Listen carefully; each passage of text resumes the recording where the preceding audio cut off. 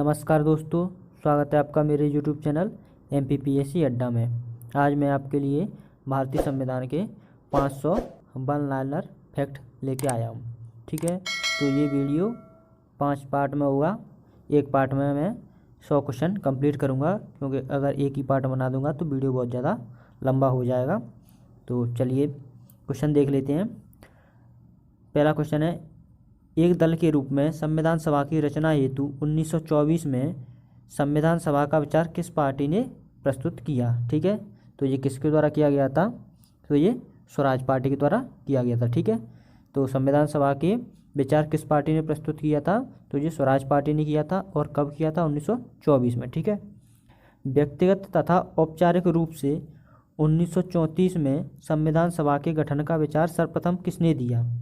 तो औपचारिक रूप से किसने दिया था? ठीक है, व्यक्तिगत या औपचारिक रूप से किसने दिया था? और 1934 में दिया था, तो वो दिया था MN रॉय के द्वारा। ठीक है, चलिए आगे देख लेते हैं। भारतीय राष्ट्रीय कांग्रेस ने पहली बार कब भारतीय संविधान के निर्माण के लिए आधिकारिक रूप से संविधान सभा के गठन की मांग की? तो ये कब की थी? तो ये 1935 में की थी। ठीक है, तो 1935 में पहली बार भारतीय संविधान सभा के निर्माण की आधिकारिक रूप से मांग की गई थी। ठीक है, वर्ष 1938 में किसने यह घोषणा की थी कि संविधान का निर्माण वयस्क मताधिकार के आधार पर चुनी गई संविधान सभा के द्वारा किया जाएगा?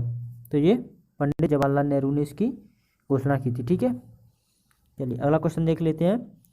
स्वतंत्र संविधान के निर्माण के लिए क्रिप्स मिशन भारत कब आया? तो ये भी इजी है, तो ये 1942 में आया था क्रिप्स मिशन। ठीक है, इसीलिए संविधान सभा के निर्माण की सिफारिशें दी थी। चलिए आगे देख लेते हैं। 3 सदस्य कैबिनेट मिशन भारत कब आया? तो इसकी डेट भी अपन याद रखेंगे। तो ये 24 मार्च 1946 को आया था। ठीक है, तो 3 सदस्यीय था, ये भी अपन याद रखेंगे। कैबिनेट मिशन 3 सदस्यीय था और ये 24 मार्च को 1946 को भारत में आया था। ठीक है, चलिए आगे देख लेते हैं। संविधान सभा की प्रथम बैठक कब हुई? तो संविधान सभा की प्रथम बैठक कब हुई थी? तो ये 9 नवंबर 1946 को हुई थी। ठीक है, संविधान सभा के प्रथम अस्थायी अध्यक्ष कौन थे? तो पहले डॉक्टर सत्यनारायण सिन्हा थे। ठीक है, सत्यनारायण सिन्हा को पहले इस अध्यक्ष बनाया गया था, वो अस्थायी बनाया गया था। और संविधान सभा के प्रथम अध्यक्ष जो कि स्थायी थे, तो वो थे डॉक्टर राजेंद्र प्रसाद। ठीक है, ये भी अपन याद रखेंगे। चलिए अगला क्वेश्चन देख लेते हैं। किस देशी रियासत के प्रतिनिधियों ने संविधान सभा में भाग नहीं लिया था? ठीक है, तो हैदराबाद एक ऐसी रियासत थी मात्र, इसने संविधान सभा में भाग नहीं लिया था। ठीक है, कोई भी प्रतिनिधि नहीं था उसमें। चलिए अगला क्वेश्चन देख लेते हैं। संविधान सभा के में प्रांतीय तथा देशी रियासतों के कितने लाख की आबादी पर एक प्रतिनिधि को चुना गया था? ठीक है, तो कितने लाख की जनता पर एक प्रतिनिधि चुनना था? तो ये 10 लाख थी। ठीक है, तो ये भी अपन याद रखेंगे कि 10 लाख पर एक व्यक्ति को चुना गया था। ठीक है, संविधान सभा के संचालन समिति के अध्यक्ष कौन थे? तो संचालन समिति के अध्यक्ष कौन थे? तो ये डॉक्टर राजेंद्र प्रसाद। ठीक है, संचालन समिति के अध्यक्ष डॉक्टर राजेंद्र प्रसाद थे। ठीक है, संविधान सभा के संघीय संविधान समिति के अध्यक्ष कौन थे? संघीय संविधान समिति के अध्यक्ष कौन थे? तो ये पंडित जवाहरलाल नेहरू थे। ठीक है, चलिए और भी देख लेते हैं, और भी समितियाँ थीं। ठीक है, तो प्रारूप समिति के अध्यक्ष कौन थे? तो प्रारूप समिति के अध्यक्ष थे डॉक्टर भीमराव अम्बेडकर। ठीक है, तो ये भी अपन याद रखेंगे, बहुत ही ईजी है ये, बस रिवाइज के लिए है कि जब भी अपन फ्री टाइम में कहीं बैठे हैं और अपने पास बुक नहीं है तो हम इसको रिवाइज कर सकते हैं। ठीक है, वीडियो को आराम से देखते हुए रिवाइज भी कर सकते हैं। चलिए, संविधान सभा के प्रांतीय संविधान समिति के अध्यक्ष कौन थे? तो प्रांतीय संविधान समिति के अध्यक्ष कौन थे? संघीय समिति कौन थे? तो संघीय समिति के थे जवाहरलाल नेहरू और प्रांतीय के थे सरदार वल्लभ भाई पटेल। ठीक है, तो ये दोनों में कन्फ्यूजन नहीं होना है। संविधान सभा के संघ शक्ति समिति के अध्यक्ष कौन थे? तो ये भी जवाहरलाल नेहरू थे। ठीक है, संघ शक्ति समिति। ठीक है, जहाँ भी ज़्यादातर संघ होगा वहाँ पे जवाहरलाल नेहरू ही अध्यक्ष थे। ठीक है, संविधान सभा के मौलिक अधिकारों एवं अल्पसंख्यकों संबंधी परामर्श समिति के अध्यक्ष कौन थे? तो ये सरदार वल्लभ भाई पटेल थे। ठीक है, अल्पसंख्यकों की समिति के अध्यक्ष कौन थे? मौलिक अधिकारों और अल्पसंख्यकों की समिति के, तो ये थे सरदार वल्लभ भाई पटेल। ठीक है, चलिए अगला देख लेते हैं। संविधान सभा के राष्ट्रीय ध्वज संबंधी तदर्थ समिति, ठीक है, एडॉक कमेटी भी बोलते हैं, तो इसके अध्यक्ष कौन थे? तो ये भी डायरेक्ट डॉक्टर राजेंद्र प्रसाद थे। ठीक है, तो इसे झंडा समिति भी बोल देते हैं। तो झंडा समिति के भी अध्यक्ष राजेंद्र प्रसाद थे। कहीं कहीं जेवी कृपलानी भी मिल जाएगा, लेकिन अगर दोनों ऑप्शन में है तो झंडा समिति के अध्यक्ष राजेंद्र प्रसाद ही लगाना। ठीक है, चलिए संविधान सभा के मौलिक अधिकार उप समिति के अध्यक्ष कौन थे? तो वो जेवी कृपलानी थे। ठीक है, मौलिक अधिकार उप समिति के, ठीक है, मौलिक अधिकार समिति के अध्यक्ष कौन थे? तो वो सरदार वल्लभ भाई पटेल थे और ये जेवी कृपलानी है। ठीक है, चलिए संविधान सभा के अल्पसंख्यक समिति के अध्यक्ष कौन थे? तो अल्पसंख्यक समिति के अध्यक्ष एस.सी. मुखर्जी थे। ठीक है, चलिए अगला क्वेश्चन देख लेते हैं। संविधान सभा में अनुसूचित जनजाति के सदस्यों की संख्या कितनी थी? तो संविधान सभा में अनुसूचित जाति के सदस्यों की संख्या कितनी थी? तो ये 33 थी। ठीक है, तो ये भी अपन याद रखेंगे, संविधान सभा में अनुसूचित जनजाति के सदस्यों की संख्या 33 थी। ठीक है, चलो ये क्वेश्चन है। अगला क्वेश्चन देख लेते हैं। ठीक है, महिला सदस्यों की संख्या कितनी थी संविधान सभा में? तो ये 15 थी। ठीक है, अपन ये भी याद रखेंगे कि महिला सदस्य कितनी थी? तो ये 15 थी। संविधान के निर्माण में कुल कितने समय लगे, मतलब कुल कितना समय लगा? तो ये 2 साल 11 माह और 18 दिन का समय लगा था। ठीक है, संविधान सभा की कुल कितनी बैठकें हुई थी? तो ये भी अपन याद रखेंगे, 11 बैठकें हुई थी। ठीक है, संविधान सभा के निर्माण में कुल कितना रुपया खर्चा हुआ? तो ये हुआ था 64,96,729 रुपया खर्चा हुआ था पूरा संविधान बनने में। अगला क्वेश्चन देख लेते हैं। संविधान सभा की अंतिम बैठक कब हुई थी? तो संविधान सभा की अंतिम बैठक कब हुई थी? तो ये 24 जनवरी 1930 को हुई थी, 1950 को हुई थी। 24 जनवरी 1950 को संविधान सभा की अंतिम बैठक हुई थी। संविधान सभा द्वारा किस वर्ष राष्ट्रीय ध्वज को अपनाया गया? राष्ट्रीय ध्वज को अपनाया गया तो 22 जुलाई 1947। ठीक है, ये क्वेश्चन काफ़ी बार एग्जाम में पूछा गया है कि राष्ट्रीय ध्वज को कब अपनाया गया? तो ये 22 जुलाई 1947 को अपनाया गया था। ठीक है, संविधान सभा द्वारा किस वर्ष राष्ट्रीय गानों को अपनाया गया? तो ये 24 जनवरी 1950 को। ठीक है, अगला क्वेश्चन देख लेते हैं। राष्ट्रीय गीत कब अपना लिया गया था? तो राष्ट्रीय गीत और राष्ट्रगान दोनों एक ही दिन 24 जनवरी 1950 को ही दोनों एक साथ अपनाए गए थे। भारत किस वर्ष राष्ट्रमंडल का सदस्य देश बना था? तो ये 24 मई 1949 को बना था। ठीक है, तो 24 मई 1949 को बना था और 24 मई को राष्ट्रमंडल दिवस भी मनाया जाता है। ठीक है, तो ये भी अपन याद रखेंगे कि राष्ट्रमंडल दिवस कब मनाया जाता है? तो ये 24 मई को मनाया जाता है। ठीक है, चलिए अगला क्वेश्चन देख लेते हैं। स्वतंत्र भारत के प्रथम राष्ट्रमंडल तथा विदेशी मामलों के मंत्री कौन थे? तो राष्ट्रमंडल में विदेशी मामलों के मंत्री पंडित जवाहरलाल नेहरू थे। ठीक है, तो ये तो सबको ही पता है। स्वतंत्र भारत के प्रथम सूचना और प्रसारण तथा राज्यों के मामलों के मंत्री कौन थे? तो ये भी सरदार वल्लभ भाई पटेल थे। ठीक है, सूचना एवं प्रसारण राज्यों के मामले के मंत्री कौन थे? तो ये सरदार वल्लभ भाई पटेल थे। ठीक है, स्वतंत्र भारत के प्रथम गृह मंत्री कौन थे? तो सरदार वल्लभ भाई पटेल ही गृह मंत्री भी थे। ठीक है, चलिए अगला क्वेश्चन देखते हैं। स्वतंत्र भारत के प्रथम खाद्य एवं कृषि मंत्री कौन थे? तो खाद्य मंत्री कौन थे? डॉक्टर राजेंद्र प्रसाद थे। ठीक है, तो ये भी अपन याद रखेंगे। चलिए आगे देख लेते हैं। स्वतंत्र भारत के प्रथम शिक्षा मंत्री कौन थे? तो ये डॉक्टर मौलाना अबुल कलाम आज़ाद थे। ठीक है, तो ये भी अपन याद रखेंगे। स्वतंत्र भारत के प्रथम रेलवे एवं परिवहन मंत्री कौन थे? तो रेलवे एवं परिवहन मंत्री डॉक्टर जॉन मथाई थे। ठीक है, तो रेलवे मंत्री कौन था? तो ये जॉन मथाई थे। ठीक है, स्वतंत्र भारत के प्रथम कानून मंत्री कौन थे? तो कानून मंत्री भीमराव अंबेडकर थे। ठीक है, चलिए अगला क्वेश्चन देख लेते हैं। स्वतंत्र भारत के प्रथम श्रम मंत्री? तो श्रम मंत्री जगजीवन राम जी थे। ठीक है, ये भी अपन याद रखेंगे। चलिए ये पूरी कैबिनेट है तो अपन कैबिनेट भी अच्छे से याद कर लेते हैं। तो स्वतंत्र भारत के प्रथम रक्षा मंत्री कौन थे? तो रक्षा मंत्री थे सरदार बलदेव सिंह। ठीक है, अगला क्वेश्चन देते हैं। स्वतंत्र भारत के प्रथम स्वास्थ्य मंत्री कौन थे? तो ये स्वास्थ्य मंत्री थे राजकुमारी अमृत कौर। ठीक है, ये पहली महिला मंत्री भी हैं, तो ये भी याद रखेंगे, ये स्वास्थ्य मंत्री थी। ठीक है, चलिए स्वतंत्र भारत के प्रथम वाणिज्य मंत्री कौन थे? तो वाणिज्य मंत्री थे C.H. भाभा। ठीक है, C.H. भाभा प्रथम वाणिज्य मंत्री थे। ठीक है, चलिए अगला क्वेश्चन देख लेते हैं। स्वतंत्र भारत के प्रथम संचार मंत्री कौन थे? संचार मिनिस्टर कौन था? तो रफ़ी अहमद किदवई। ठीक है, रफ़ी अहमद किदवई संचार मंत्री थे। अगला क्वेश्चन देख लेते हैं। स्वतंत्र भारत के प्रथम वित्त मंत्री कौन थे? तो वित्त मंत्री पहले कौन थे? R.K. सड़गमन सेठी। ठीक है, ये भी अपन याद रखेंगे, पहले वित्त मंत्री कौन थे? R.K. सड़गमन सेठी। स्वतंत्र भारत के प्रथम खान व ऊर्जा मंत्री कौन थे? खान व ऊर्जा मंत्री कौन थे? तो BN गॉडगिल ये खान एवं ऊर्जा मंत्री थे। स्वतंत्र भारत के प्रथम उद्योग एवं आपूर्ति मंत्री कौन थे? तो उद्योग एवं आपूर्ति मंत्री कौन थे? तो डॉक्टर श्यामा प्रसाद मुखर्जी ये उद्योग एवं आपूर्ति मंत्री थे। ठीक है, चलिए अगला क्वेश्चन देखते हैं। संविधान सभा द्वारा भारतीय संविधान को किस वर्ष पारित किया गया? तो ये 26 नवंबर 1949 को पारित किया गया था। ठीक है,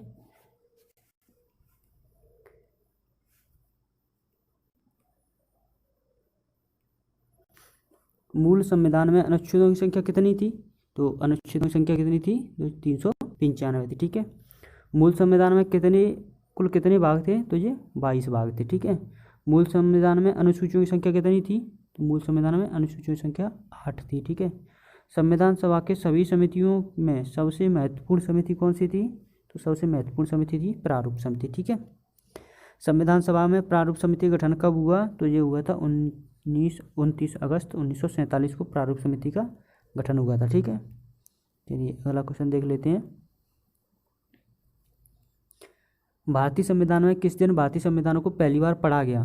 तो भारतीय संविधान पहली बार कब पढ़ा गया? तो ये 4 नवंबर 1948 को पहली बार इसको पढ़ा गया था। ठीक है, संविधान सभा में the constitution as settled by the assembly be passed नामक पुस्तक किसने पेश किया? ठीक है, ये नामक प्रस्ताव ये प्रस्ताव किसने पास किया था? तो यह डॉक्टर भीमराव अंबेडकर ने पारित किया था। ठीक है, और यह प्रस्ताव कब पारित किया गया? तो ये 26 नवंबर 1949 को पारित किया गया। ये भी अपन याद रखेंगे। ठीक है, चलिए अगला क्वेश्चन देख लेते हैं। निम्न में से किसे भारतीय संविधान का पिता कहा जाता है?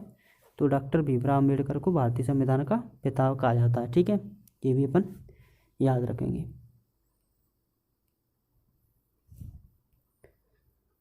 भारतीय संविधान पूर्ण रूप से किस वर्ष लागू हुआ? तो भारतीय संविधान पूर्ण रूप से कब लागू हुआ? तो ये 26 जनवरी 1950 को लागू हुआ था पूर्ण रूप से। ठीक है, चलिए संविधान सभा के लिए हुए चुनाव में मुस्लिम लीग ने कितनी सीटें जीती थी? ठीक है, मुस्लिम लीग को कितनी सीटें मिली थी? तो ये 73 सीटें मिली थी मुस्लिम लीग को। ठीक है, 296 सीटों पर संविधान सभा के लिए हुए चुनाव में कांग्रेस को कितनी सीटें मिली थी? तो ये 208 मिली थी। ठीक है, कांग्रेस को 208 सीटें मिली थी। किस संविधान निर्माता को आधुनिक मनु की संज्ञा दी जाती है? तो ये डॉक्टर भीमराव अम्बेडकर को आधुनिक मनु की संज्ञा दी जाती है। ठीक है, तो ये भी इम्पोर्टेंट क्वेश्चन है। चलिए और देख लेते हैं अपन क्वेश्चन आगे। पहली बार किस दिन पूर्ण स्वराज्य दिवस मनाया गया? ठीक है, तो पूर्ण स्वराज्य दिवस 26 जनवरी 1930 को मनाया गया था। ठीक है, 26 जनवरी 1930 को पूर्ण स्वराज्य दिवस मनाया गया था। ठीक है, भारतीय संविधान की शुरुआत के साथ ही किस अधिनियम को समाप्त कर दिया गया था? ठीक है, तो भारतीय संविधान की शुरुआत के साथ ही भारतीय स्वतंत्रता अधिनियम 1947 और भारत शासन अधिनियम 1935 दोनों को समाप्त कर दिया गया। ठीक है, किसने प्रारूप समिति को अपवहन समिति कहा था? तो अपवहन समिति किसने कहा था प्रारूप समिति को? तो निराजुद्दीन अहमद ने ये कहा था कि प्रारूप समिति को अपवहन समिति कहा इन्होंने। ठीक है, चलिए सबसे इम्पोर्टेंट समिति भी अपन ने पढ़ा था कि सबसे इम्पोर्टेंट समिति कौन सी थी? तो ये प्रारूप समिति ही थी जिसे अपवहन समिति निराजुद्दीन अहमद ने कहा था। किसने संविधान सभा को हिंदुओं का निकाय कहा था? ठीक है, संविधान सभा को हिंदुओं का निकाय किसने कहा था? तो ये थे लॉर्ड विस्काउंट। ठीक है, तो ये लॉर्ड विस्काउंट थे जिन्होंने इसको हिंदुओं का निकाय कहा था। ठीक है, संविधान सभा ने किस जानवर को प्रतीक के रूप में अपनाया? ठीक है, तो संविधान सभा जब थी तो उन्होंने प्रतीक के रूप में किस मोहर को अपनाया था? तो ये हाथी थी। ठीक है, हाथी की मोहर लगाते थे वो। ठीक है, आगे देख लेते हैं। संविधान सभा के लिए संवैधानिक सलाहकार के रूप में किसे चुना गया था? तो ये BN राव को चुना गया था। ठीक है, संवैधानिक सलाहकार कौन था? तो BN राव थे, सबको पता है। ठीक है, अगला क्वेश्चन देख लेते हैं। संविधान सभा का सचिव किसे नियुक्त किया गया? तो सचिव किसको नियुक्त किया गया था? HBR अयंगर। ठीक है, तो ये HBR अयंगर को संविधान सभा का सचिव नियुक्त किया गया था। आगे देख लेते हैं। संविधान सभा के प्रमुख सुलेखक यानी कैलीग्राफर कौन थे? तो ये प्रेम बिहारी नारायण। ठीक है, प्रेम बिहारी नारायण रायजादा, इन्होंने संविधान सभा को लिखा था। ठीक है, तो ये अपन याद रखेंगे। संविधान सभा को किसने लिखा था? तो ये प्रेम बिहारी नारायण रायजादा ने लिखा था। भारतीय संविधान को किस शैली में लिखा गया है? तो ये इटैलिक, ठीक है, इटैलिक भाषा में लिखा गया है, ठीक है, इटैलिक शैली में लिखा गया। चलिए अगला क्वेश्चन देख लेते हैं। डोमिनियन विधानमंडल के रूप में संविधान सभा की पहली बैठक कब हुई थी? तो ये हुई थी 17 नवंबर 1947 को, ठीक है, 17 नवंबर 1947 को डोमिनियन विधानमंडल के रूप में संविधान सभा की पहली बैठक हुई थी, ठीक है। डोमिनियन विधानमंडल के रूप में संविधान सभा की पहली बैठक की अध्यक्षता किसने की थी? तो ये जीवी मावलंकर ने की थी, ये भी अपन याद रखेंगे, ठीक है। किसने की थी? तो ये जीवी मावलंकर ने की थी। चलिए आगे देख लेते हैं। विश्व का सबसे लंबा लिखित संविधान किसका है? तो ये अपना देश है। संविधान सभा के अपन जो संविधान की अपन विशेषता लिखते हैं तो इसमें लिखते हैं कि सबसे बड़ा लिखित संविधान भारत का ही है, ठीक है। भारतीय संविधान का अधिकांश ढांचा किस अधिनियम से लिया गया है? तो सबको पता है कि ये भारत शासन अधिनियम 1935 के बहुत सारे प्रावधान सीधे सीधे संविधान सभा ने ले लिए थे इसी में से, ठीक है। भारतीय संविधान की संघीय व्यवस्था, न्यायपालिका, राज्यपाल, आपातकालीन अधिकार और लोक सेवा आयोग का विवरण किस अधिनियम से लिया गया है? तो ये भी भारत शासन अधिनियम 1935 से लिया गया है, ठीक है। ये सारी चीज़ें भारत शासन अधिनियम से ही ली गई हैं। आगे देख लेते हैं। भारतीय संविधान का प्रस्तावना किसने प्रस्तुत की? ठीक है, तो भारतीय संविधान की प्रस्तावना किसने की थी? उद्देशिका भी बोलते हैं इसे, तो ये पंडित जवाहरलाल नेहरू ने प्रस्तुत की थी, ठीक है। संविधान की कुंजी किसे कहा जाता है? तो संविधान की कुंजी किसे कहा जाता है? संविधान की प्रस्तावना को ही संविधान की कुंजी कहा जाता है, ये भी अपन याद रखेंगे। किस संविधान संशोधन अधिनियम के तहत संविधान में समाजवादी, पंथनिरपेक्ष और राष्ट्र की अखंडता शब्द जोड़े गए? तो ये 42वें संविधान संशोधन के द्वारा जोड़े गए। और 42वें संविधान संशोधन कब आया था? तो ये 1976 में आया था, ये भी अपन याद रखेंगे।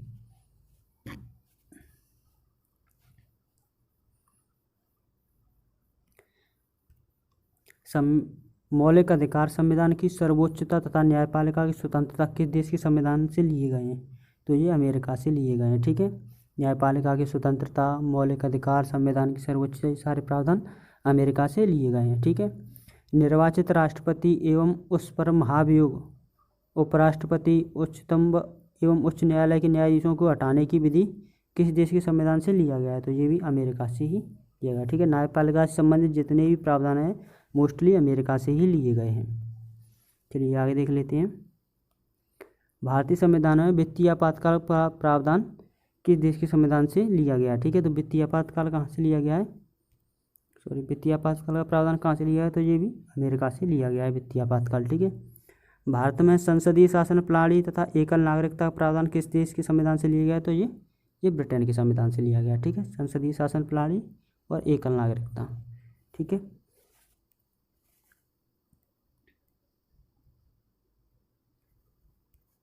आगे देखते हैं। भारतीय संविधान में नीति निर्देशक सिद्धांत किस देश से संविधान से लिए गए हैं? तो नीति निर्देशक सिद्धांत कहाँ से लिए गए हैं? तो ये आयरलैंड से लिए गए हैं, ठीक है।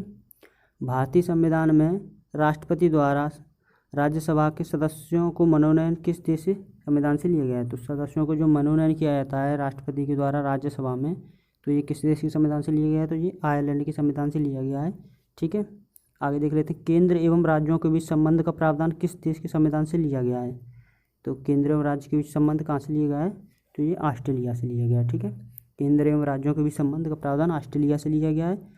भारतीय संविधान में प्रस्तावना की भाषा, तो ये प्रस्तावना की भाषा कहाँ से ली गई है? और सम्मति सूची का प्रावधान, ये तीनों ही चीज़ें ऑस्ट्रेलिया से ली गई हैं, ठीक है। केंद्र राज्य संबंध, प्रस्तावना की भाषा और सम्मति सूची, तो ये तीनों ही ऑस्ट्रेलिया से लिए गए हैं। आगे देख लेते हैं। आपातकाल के दौरान राष्ट्रपति को मौलिक अधिकार संबंधी शक्तियों का प्रावधान किस देश के संविधान से लिया गया है? तो आपातकाल के दौरान राष्ट्रपति को मौलिक अधिकारों की संबंधी शक्तियों का प्रावधान ये जर्मनी से लिया गया, ठीक है। आपातकाल में जो भी प्रावधान किए जा सकते हैं मौलिक अधिकारों से संबंधित, वो सारे कहाँ से लिए गए हैं? तो वो जर्मनी से लिए गए हैं, ठीक है। आगे देख लेते हैं। भारतीय संविधान में मौलिक कर्तव्य किस देश से लिया गया है? तो मौलिक कर्तव्य कहाँ से लिए गए हैं? तो ये रूस से लिए गए हैं, ठीक है। मौलिक कर्तव्य रूस से लिए गए हैं, ठीक है, तो ये रूस से लिए गए हैं। चलिए आगे देख लेते हैं। संघ व राज्यों के बीच शक्तियों का विभाजन का प्रावधान किस देश के संविधान से लिया गया है? तो केंद्र राज्य के बीच शक्तियों का विभाजन ये कनाडा से लिया गया है, ठीक है। और संघीय राज्यों के बीच जो संबंध हैं वो ऑस्ट्रेलिया से लिए गए हैं, ठीक है। भारतीय संविधान में संशोधन प्रक्रिया का प्रावधान किस देश से लिया गया है? तो ये दक्षिण अफ्रीका से लिया गया है संविधान संशोधन, ठीक है। आगे देख लेते हैं। संघ व राज्यता केंद्र शासित प्रदेशों का उल्लेख किस अनुसूची में मिलता है? तो ये पहली अनुसूची में मिल जाता है, ठीक है। केंद्र व राज्य और केंद्र शासित प्रदेशों का उल्लेख पहली अनुसूची में मिलता है। संविधान के किस संशोधन के द्वारा दिल्ली को राष्ट्रीय राजधानी का दर्जा दिया गया? तो ये दिया गया था 69वां संविधान संशोधन 1991, ठीक है। चलिए आगे देख लेते हैं। भारतीय राज्य व्यवस्था में के विभिन्न पदाधिकारियों जैसे राष्ट्रपति, राज्यपाल, राज्यसभा के सभापति, लोकसभा के अध्यक्ष तथा उपाध्यक्ष के वेतन भत्ते, पेंशन आदि का उल्लेख किस अनुसूची में किया गया? तो ये दूसरी अनुसूची में किया गया है। यानी मोस्टली सभी लोगों के वेतन भत्ते और पेंशन दूसरी अनुसूची में मिलती हैं, ठीक है। आगे क्वेश्चन है, उच्चतम न्यायालय और उच्च न्यायालय के न्यायाधीशों तथा भारत के नियंत्रण महालेखा परीक्षक का वेतन तथा पेंशन का उल्लेख किस अनुसूची में? तो मैंने बोला अनुसूची दूसरी में ही ये सभी के वेतन भत्ते और पेंशन रहती हैं, ठीक है। चलिए, शहरी क्षेत्रों की स्थानीय स्वशासन संस्थाओं को कार्य करने का उल्लेख किस अनुसूची में मिलता है? तो ये 12वीं अनुसूची में मिलता है, ठीक है। स्थानीय स्वशासन, शहरी क्षेत्रों की स्थानीय स्वशासन संबंध संस्थाओं कार्य करने का उल्लेख किस अनुसूची में? तो ये 12वीं अनुसूची में मिलता है, ठीक है। 12वीं अनुसूची में कुल कितने विषय दिए गए हैं? तो ये 18 विषय हैं, ठीक है। चलिए आगे देख लेते हैं। भारतीय संविधान में 12वीं अनुसूची को किस संविधान संशोधन के तहत जोड़ा गया? तो ये 74वें संविधान संशोधन के द्वारा जोड़ा गया 1993 में, ठीक है। चलिए आगे देख लेते हैं। भारतीय संविधान में पंचायती राज संस्थाओं को कार्य करने का उल्लेख किस सूची में मिलता है? तो ये पंचायती राज ये 11वीं अनुसूची संबंध है, ठीक है। ठीक है, तो 11वीं अनुसूची में भी कुल कितने विषय हैं? इसमें 29 विषय जोड़े गए थे, ठीक है। 12वीं अनुसूची में कितने विषय प्रदान किए गए? तो ये 18 थे, ठीक है। चलिए, ये इस वीडियो का लास्ट क्वेश्चन है। अगर ये वीडियो पसंद आ रहा हो तो प्लीज़ वीडियो को लाइक कीजिए और चैनल को सब्सक्राइब भी कर लीजिए। आगे भी मैं बाकी क्वेश्चन लेके आऊँगा। ये 4 वीडियो और होंगे जिसमें अब 100 क्वेश्चन और होंगे, तो ये पूरे 500 क्वेश्चन कंप्लीट हो जाएगा।